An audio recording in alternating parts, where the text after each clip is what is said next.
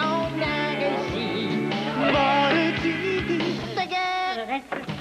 Jeudi, vendredi, samedi, lundi, dimanche, hey, on s'est fait. Mardi, mercredi, Radio Radigo, c'est RBO Hebdo.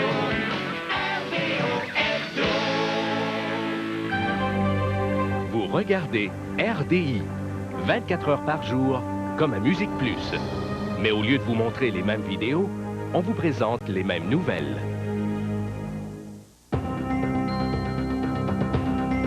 L'Alberta du Nord-Est en direct. Bonsoir, ici Roger des Grandes Oreilles et bienvenue à l'Alberta du Nord-Est en direct. Les pluies des derniers jours ont fait augmenter la crue de la rivière Mackenzie, ce qui pourrait signifier une hausse des maringouins ce printemps dans le village de Fort McMurray. Plus de précisions de Manoun Grandedent. Plus que de pluie, plus que de crue. Plus que de crue, plus que de maringouins. Nous avons voulu interviewer les gens de dedans du village, mais ils nous ont accueillis avec une slave de carabine en nous entendant parler le français. Manon Grandedent à Fort McMurray. Merci, Manoun. Il y a une grande première depuis 27 ans. On a trouvé une famille francophone dans le village de La Biche. Malheureusement, nous sommes arrivés trop tard, un incendie ayant malencontreusement détruit la résidence de la toute dernière famille francophone de ce petit village de l'Alberta. Élection municipale à High Prairies, le maire Hans Wekaiser du Parti de la Solution Finale l'a emporté de justesse sur son rival Adolf Flickenstein du Mouvement pour une Alberta blanche. Suite à sa défaite, M. Flickenstein a été fusillé à l'aube, comme le veut la tradition. Le français sur les boîtes de céréales semble être à l'origine d'une noyade. Le jeune Armand Pichette a été retrouvé sous l'eau de son lavabo dans le village de Nordblock avec une boîte de Raisin Bran sur la tête et l'inscription « Speak White » dessinée sur les murs avec son sang. La police dit ignorer la cause de ce suicide. Et voilà, c'est tout pour cette édition prolongée de l'Alberta du Nord-Est en direct. Tout de suite après la pause, le Yukon en direct, alors que le seul francophone de l'endroit se fera lui-même la lecture du bulletin de nouvelles. À demain.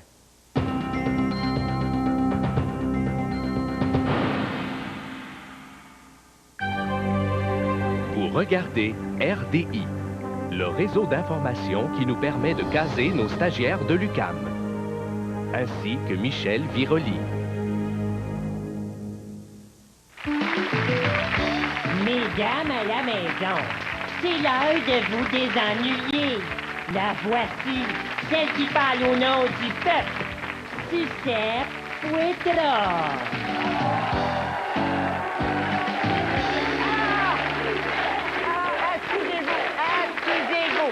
Excusez-vous. Alors, comment ça va, ma grosse gang de poironnes aujourd'hui? Ça va bien! Bon, sont bien drillés, parlent tout ensemble. Alors, aujourd'hui, chers légumes, pour le Saint-Valentin, c'est la grande finale des meilleurs maris du Québec. Et je reçois les 3 derniers finalistes. Tout d'abord, il y a Gino. Allô, Sucette, je t'ai apporté des roses? Mais regarde donc ça, il est donc fait!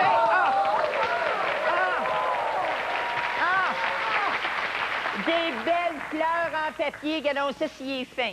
Oui, Sucette, car comme toi, on les a dans la face à tous les jours et elles jaunissent avec les années. Ah, quel beau compliment! Et je reçois aussi Gaëtan. Papa.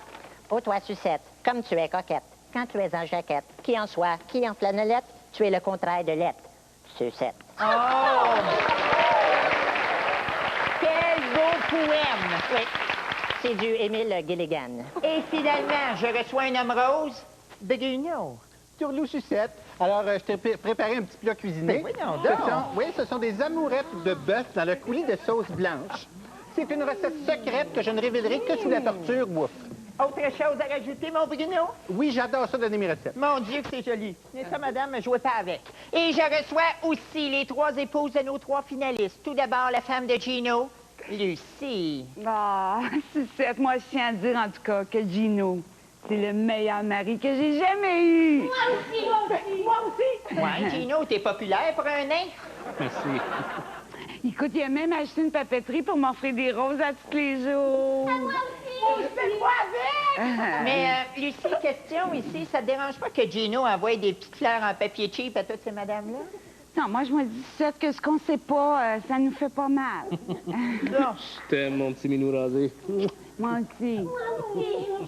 Mais pas moi, parce que c'est juste sexuel.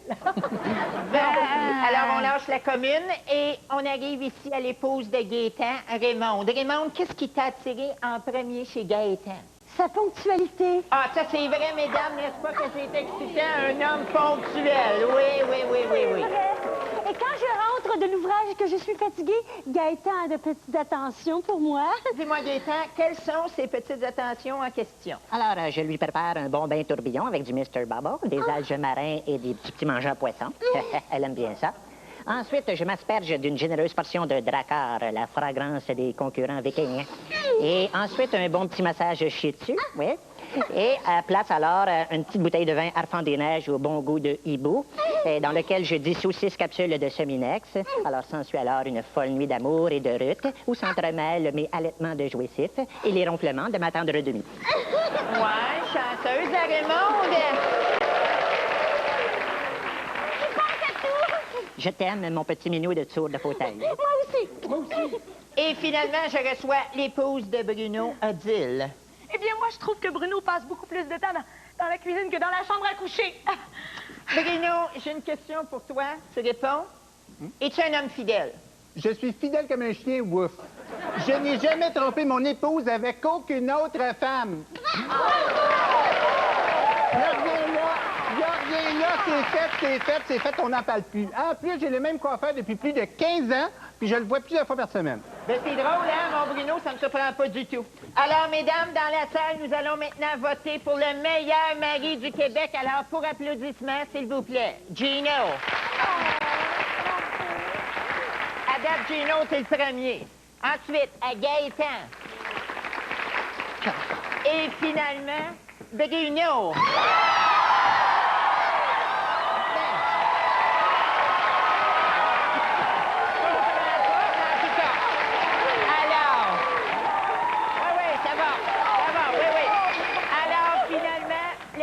Bruno. Ah, mon Dieu, je pense que je vais m'évanouir. Bruno, comment expliques-tu ta victoire? Bien, vois-tu, Sucette, je pense que je suis le partenaire idéal pour une femme. J'adore ça, moi, jaser, magasiner, emballer mes cadeaux, prendre un bain, lire mon horoscope, puis récurer mes ronds de poêle. Mais il paraît que tu ne fais pas jouir ta femme. Exactement comme un vrai mari. Ah. Eh bien, me voilà bien bouché. Alors, c'est tout pour aujourd'hui, mes belles pilotées d'amour. Ben oui, c'est le même. Ben oui, qu'est-ce que vous voulez? Alors, demain, je reçois à Sucette-Poitras des lesbiennes de l'ambulance Saint-Jean. Et ensemble, nous allons pratiquer le butch à butch. Alors, je vous aime. Merci beaucoup. Debout. Faites pas de bruit, vous allez la...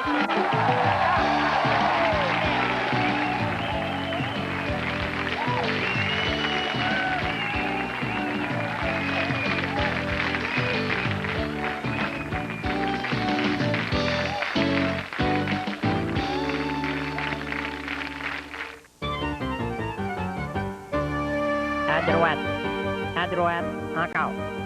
Ah oui, à droite. La presse. Plus à droite que ça, tu meurs.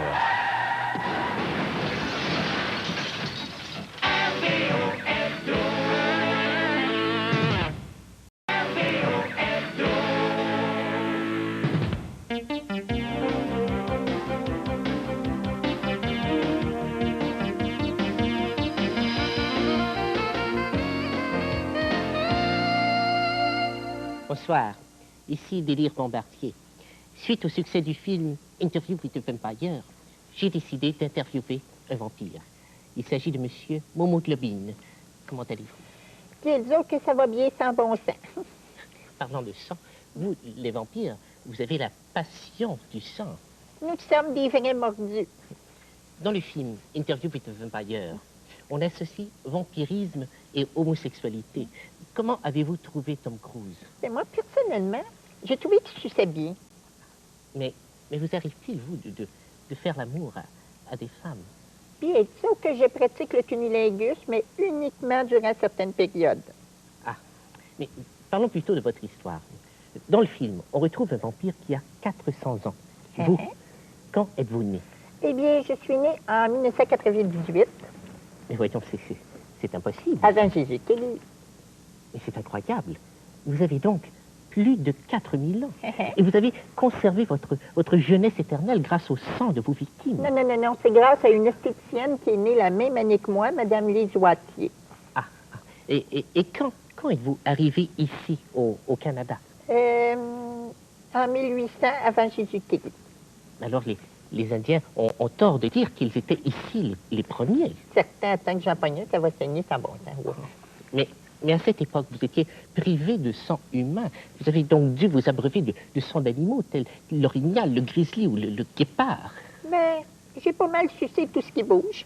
Et justement, le fait de me voir bouger devant vous, est-ce que cela excite vos pulsions démoniaques? Pas du tout. Bon. Que faites-vous maintenant, aujourd'hui? Comment gagnez-vous votre vie? Puis là, je viens justement de perdre mon emploi de nuit dans un laboratoire de la Croix-Rouge. Et pourquoi? Bien, je buvais sur la job. Eh bien, en terminant, M. Lobine, j'aimerais vous remercier d'avoir réfréné vos pulsions démoniaques et de ne pas vous être jeté sur moi afin de vous abreuver de mon sang chaud et brûlant de passion. Mon Dieu, j'ai du contrôle, j'en viens pas moi-même. Bonsoir.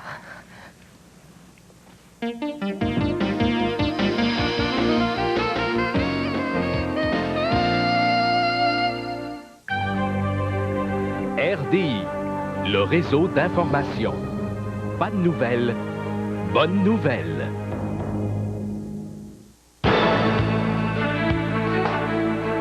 L'Atlantique en direct. Bonjour, mesdames, messieurs.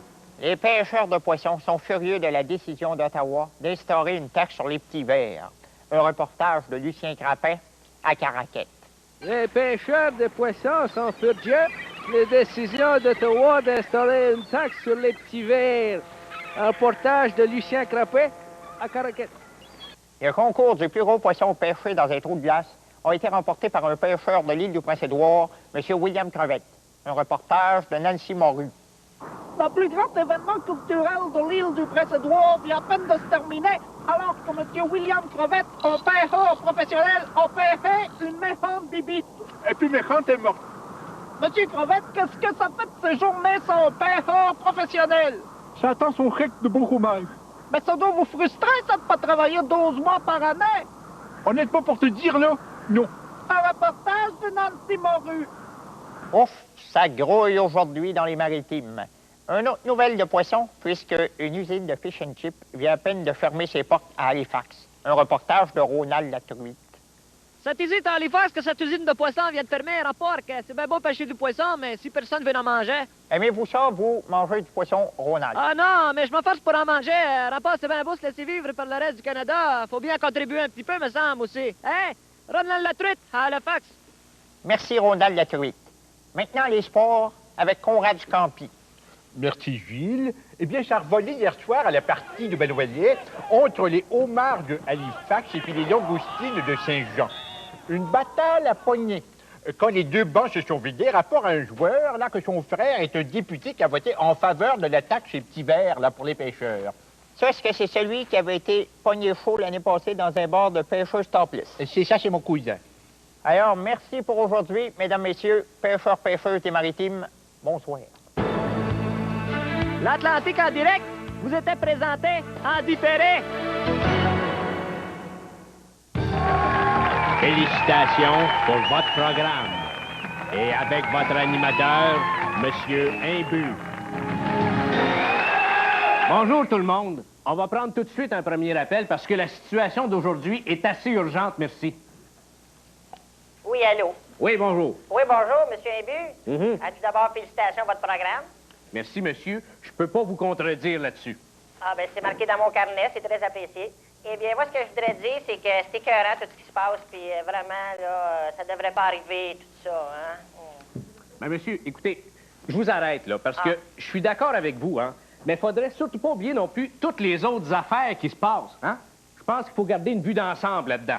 Ah, ben bravo. Ça, c'est du gros bon sens, comme on dit dans mon cahier. Et puis, la prochaine fois, je vais essayer de dire comme vous. De rien, monsieur. Très bien. On passe à un autre appel. Oui, allô? Oui, allô? Premièrement, félicitations et deuxièmement pour votre programme.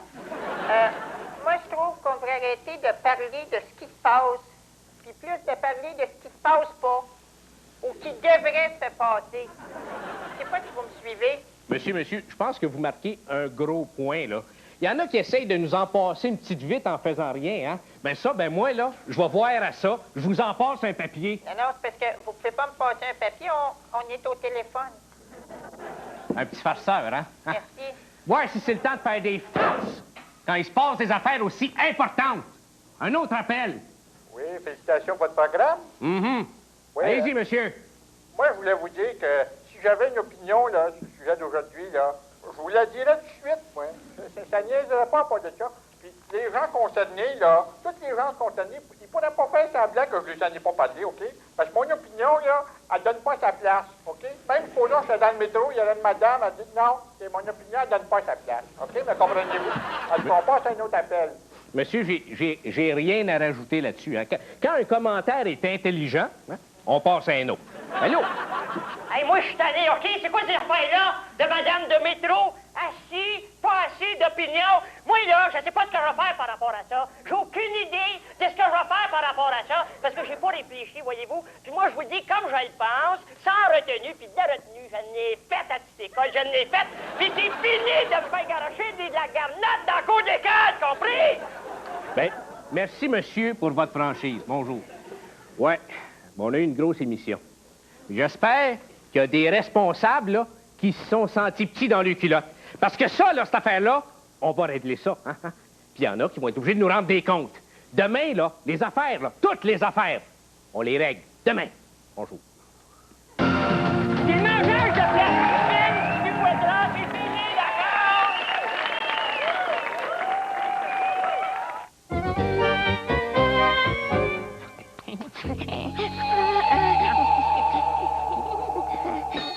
La presse. Nathalie Petrovski et Lisiane Gagnon préparent leur prochain article.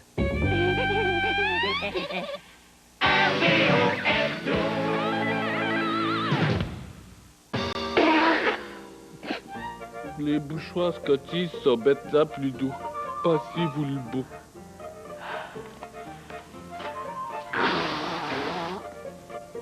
Les mouchoirs Scotties sont maintenant plus doux. Passez-vous le beau.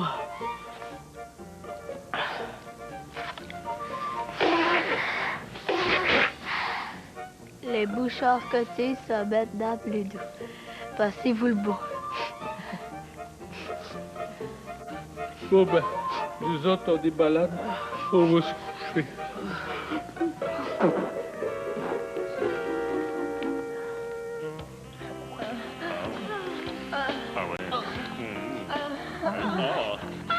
Les mouchoirs Scotties sont maintenant plus doux. Passez-vous un poignet. Scotties. Ce qui est important pour vous l'est aussi pour nos techniciens de laboratoire.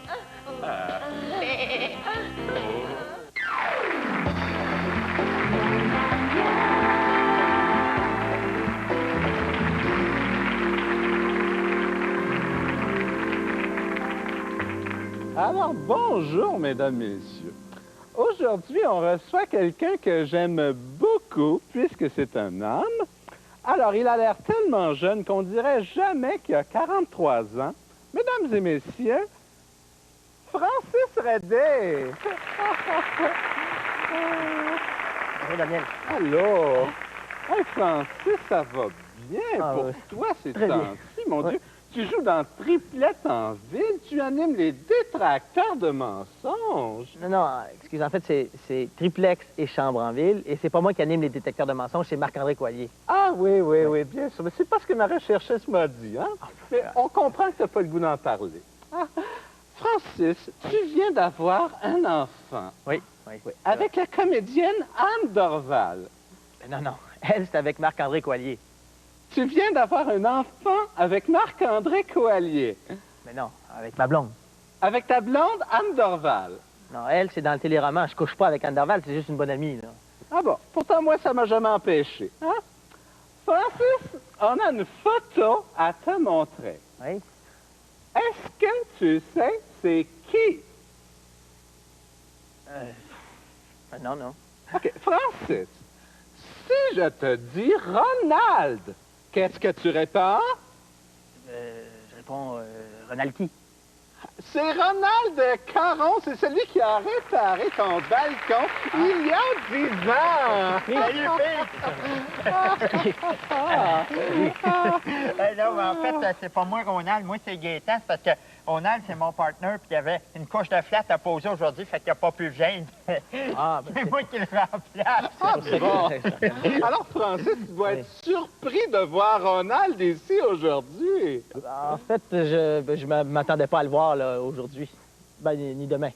Ni jamais, d'ailleurs. Alors, Francis, est-ce que ça fait longtemps que tu t'occupes des alcooliques? Mais non. Excusez-moi, moi, c'est les enfants malades. C'est Opération Enfant Soleil, ça. Ça n'a rien à voir. Là. Est-ce que tu t'occupes de Marie-Soleil aussi? Oui. Oui. On ramasse des fonds pour toutes les filles qui ont la tête rasée et teindue. Là. Après ça, on leur achète une perruque avec ça. De toute façon, c'est toutes les mêmes choses, là, ces choses-là, hein? Puis c'est déductible d'impôts.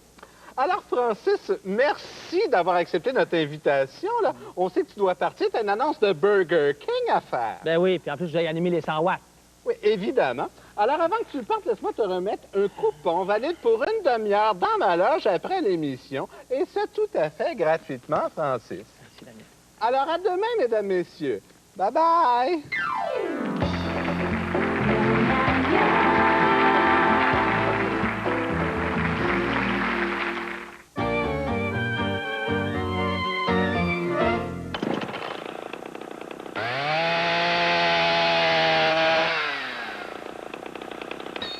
La presse. On coupe des arbres pour ça.